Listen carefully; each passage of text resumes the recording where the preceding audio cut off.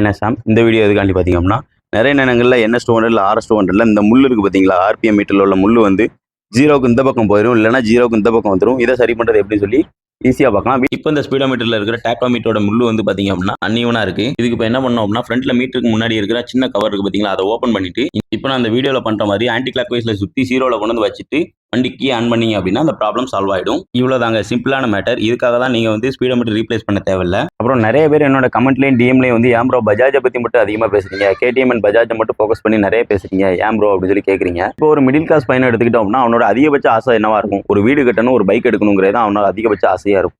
இதில் பைக் வாங்கணுங்கிற ஆசையை வந்து 90% இந்தியாவில் ஃபுல்ஃபில் பண்ணது பார்த்தீங்க அப்படின்னா பஜாஜாக தான் இருக்கும். ஏன் அப்படின்னா அவங்க கொடுக்குற ப்ரைஸ் மட்டும்தானு கேட்டால் அதோட குவாலிட்டியும் நல்லாவே இருக்கு. இப்போலாம் பார்த்தீங்க அப்படின்னா என்னோட NS200 பார்த்தீங்க அப்படின்னா நான் எடுக்கும்போது 1,38,000 தான் வந்துச்சு. 200cc லிக்விட் கூல்டு இன்ஜின் 1,38,000 ABS-ஓட யாருங்க கொடுப்பா நீங்க சொல்லுங்க பார்ப்போம். இப்போ ஒரு R15 எடுத்துக்கிட்டோம் அப்படின்னா அதோட பிரைஸ் பார்த்தீங்க அப்படின்னா 2,20,000 2,46,000 வரைக்கும் இருக்குது. KTM எடுத்துக்கிட்டோம்னா அதோட பிரைஸ் வந்து மினிமம் பிரைஸ் வந்து 2,26,000 4,05,000 வரைக்கும் அவங்க வந்து என்ன பண்ணாங்க, பிரைஸ் கோட் பண்ணாங்க. இப்படி இருக்கும்போது நார்மல் மிடில் கிளாஸ் பசங்களை எப்படிங்க ஸ்போர்ட்ஸ் பைக் எடுத்து ஓட்ட முடியும்? அதுக்காக அறிமுகப்படுத்தினது தான் பஜாஜ் பல்சர்.